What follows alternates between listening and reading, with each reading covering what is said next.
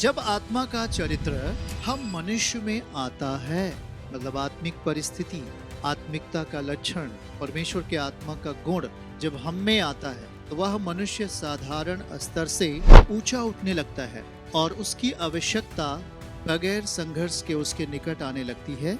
यह एक महत्वपूर्ण है उस आत्मिक व्यक्ति के लिए जो परमेश्वर के आत्मा के साथ जुड़ा हुआ है, जो परमेश्वर के भेद को जानने का उसके प्रति लालायित होता है। यह उस कीमत को समझ सकता है क्योंकि वह अब एक मनुष्य के चरित्र में नहीं है, परंतु अब वो एक मसीहत के चरित्र में है। अब वो यीशु मसीह के चरित्र में है और जब आप यीशु मसीह के चरित्र में आने लगते हैं तो वो हर चीजें जो हमारे लिए बंद होती हैं वो खुलने लगती हैं। वो हमारी जरूरतों के रास्ते हमारी जिंदगी में खुलने लगते हैं। कैसे? उदाहरण के लिए अगर हम पढ़ें दूसरा इतिहास में जाइए 20वां अध्याय और वचन 14 आयत। वहां परेशानी थी, शत्रुओं का हमला था, रास्ते बंद थे।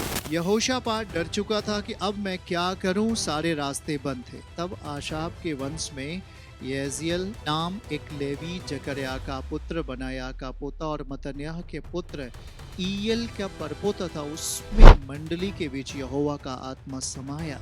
वहाँ परेशानी थी, वहाँ एक शत्रुओं का हमला होने वाला था और कई राजा मिलकर के यहोशापात के राज्य के ऊपर हमला कर दिए थे। प्लानिंग पूरी हो गई थी। अब यहोशापात तो पहले डरता है, लेकिन जैसे ही हम 14 पद को पढ़ते हैं वहाँ पर परमेश्वर का आत्मा यहोशापात की सहायता करता है। यहोशापात के बीच में परमेश्वर का आत्मा यहोशापात के मध्य में रुक गया, ठहर गया और उसका सॉल्यूशन बताने लगा, निवारण करने लगा, क्योंकि वहां पर परमेश्वर का चरित्र, परमेश्वर का आत्मा ने काम करना शुरू कर दिया। कितना महत्वपूर्ण है। और वहां पर हम बाइबल कहती है कि यहोशापात बगैर युद्ध के लड़े, बगैर युद्ध लड़े, बगैर खून बहाए उसने युद्ध को जीत लिया, क्योंकि परमेश्वर ने अर्थात परमेश्वर के आत्मा ने अपनी उपस्थिति देकर यहोशापात की मदद की।